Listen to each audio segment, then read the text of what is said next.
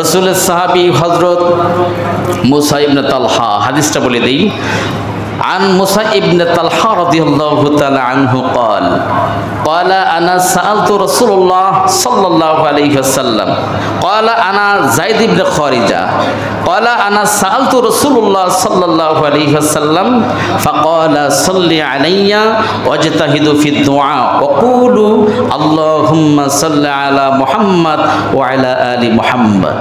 মুসা ইবনে তালহা রাদিয়াল্লাহু তাআলা আনহু তিনি বলেন, আমি কোন দুরূদ শরীফ পড়ব, কোন দুরূদ শরীফ ফজিলতটা বেশি, কি দুরূদ শরীফ পড়ব আমি খুঁজতেছিলাম, কিন্তু আমি দুরূদ শরীফ নির্দিষ্ট করতে পারছিলাম না কোন দুরূদ শরীফ পড়ব।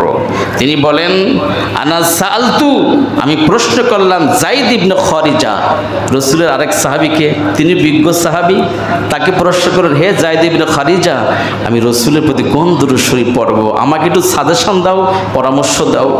যায়েদ ইবনে খারিজা বলেন, আনা সাআলতু রাসূলুল্লাহ, বলেন সাল্লাল্লাহু আলাইহি ওয়াসাল্লাম। যায়েদ ইবনে খারিজা বলেন, আমি পরামর্শ সাজেশন দিতে পারছিলাম না, আমি রাসূলকে প্রশ্ন করলাম, ইয়া রাসূলুল্লাহ, আপনার প্রতি কোন দুরূদ শরীফ পড়ব। নবীজি, আমার আপনার নবীজি এই দুইজন সাহাবীকে পরামর্শ দিচ্ছেন, সাজেশন দিচ্ছেন দুরূদের জন্য। ফাকালা সাল্লি আলাইয়া, আমি নবীর প্রতি দুরূদ শরীফ পড়ো, দুরূদ শরীফ পড়ার জন্য চেষ্টা করো।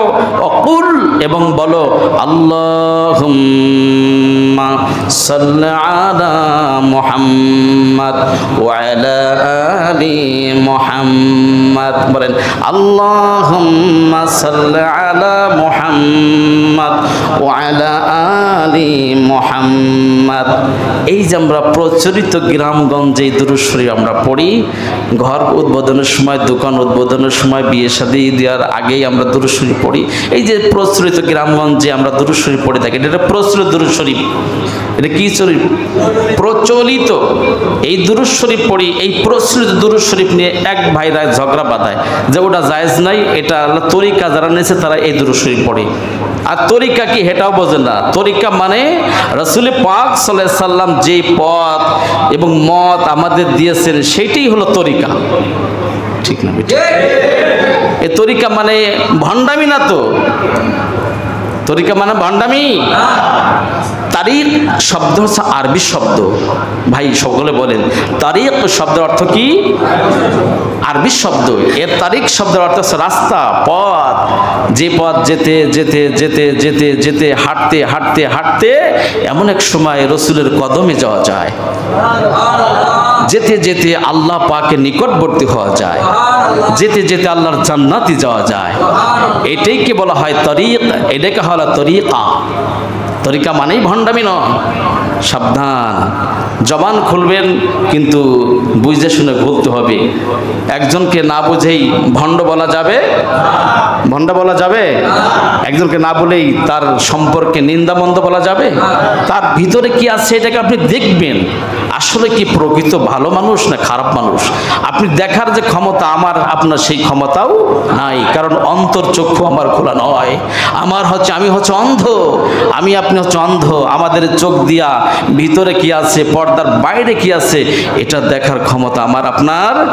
তাহলে আমরা কেন একটা মানুষ সম্পর্কে আমরা মন্তব্য করব, একটা মানুষকে আমরা বাজে কমেন্টস করব কেন বলেন?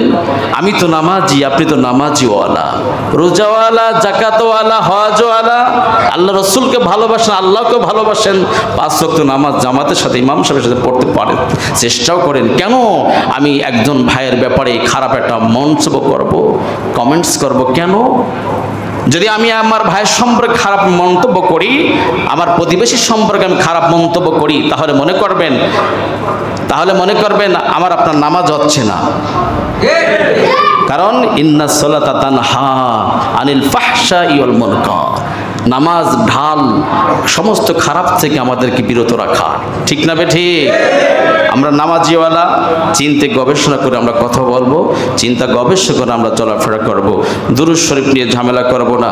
মসজিদে তাকওয়ায় নামাজের পরে আমরা দুরূদ শরীফ পড়ি, মিলাদ শরীফ পড়ি। যে ভাইরা পড়েন মাশাআল্লাহ, যারা না পড়লেন সমস্যা নাই, চলে যান, ব্যস্ততা নাই। কিন্তু ঝামেলা করা যাবে? যে কিয়াম করেন, যে বসে পড়েন, কিন্তু কিয়ামের ব্যাপারে অকট্ট দলিল আছে, আজকে দেব না। এবং দাঁড়ানোর ব্যাপারে রাসূল নিষেধ করেছেন। কোন দাঁড়ানোর ব্যাপারে এটাও অকট্ট দলিল আছে। যেহেতু আজকে সময় নেই, আগামী জুমায় ইনশাআল্লাহ এই ব্যাপারে আলোচনা পেশ করার আশা রাখছি। ওয়া মা তাওফীকি ইল্লা বিল্লাহ।